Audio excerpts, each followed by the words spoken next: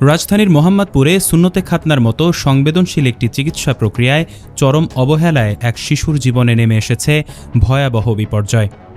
খতনা করাতে গিয়ে শিশুর পুরুষাঙ্গের সামনের অংশ কেটে ফেলার অভিযোগ উঠেছে খলিল মেডিকেলের পরিচালক খলিলের বিরুদ্ধে।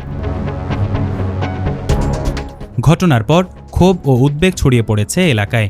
জানা যায়, গত ২২ মার্চ সকালে ঢাকা উদ্যান এলাকায় অবস্থিত খলিল মেডিকেলে শিশু আতিকুর রহমানকে খতনা করাতে নিয়ে যান তার স্বজনরা। পরিবারের অভিযোগ, কথিত চিকিৎসক খলিলের অবহেলা ও অদক্ষতায় খতনার সময় শিশুটির পুরুষাঙ্গের সামনের অংশ কেটে যায়। এতে গুরুতর রক্তপাত শুরু হয়। পরিস্থিতি গুরুতর হয়ে উঠলে খলিল নিজেই শিশুটিকে দ্রুত হাসপাতালে নেয়ার পরামর্শ দেন।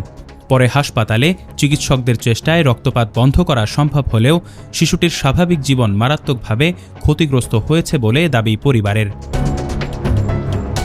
স্থানীয়রা জানিয়েছেন, খলিল কোনো স্বীকৃত চিকিৎসক নন। তিনি একজন ফার্মাসিস্ট হিসেবে এলাকায় পরিচিত। তবুও তিনি দীর্ঘদিন ধরে খলিল মেডিকেল নামে প্রতিষ্ঠান চালিয়ে বিভিন্ন চিকিৎসা সেবা দিয়ে আসছিলেন।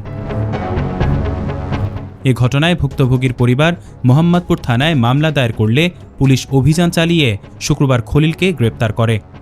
পুলিশ জানিয়েছে, প্রাথমিক জিজ্ঞাসাবাদে তিনি ঘটনার দায় স্বীকার করেছেন। ঘটনাটি স্থানীয়দের মধ্যে চরম উদ্বেগ তৈরি করেছে। অনভিজ্ঞ ও অযোগ্য ব্যক্তিদের মাধ্যমে চিকিৎসা সেবা দেওয়ার বিষয়টি নিয়ন্ত্রণে আনার দাবি জানিয়েছেন সচেতন মহল। ডেস্ক নিউজ, অগ্রযাত্রা প্রতিদিন। অগ্রযাত্রা প্রতিদিন, নির্ভীক প্রত্যয়ে উজ্জীবিত।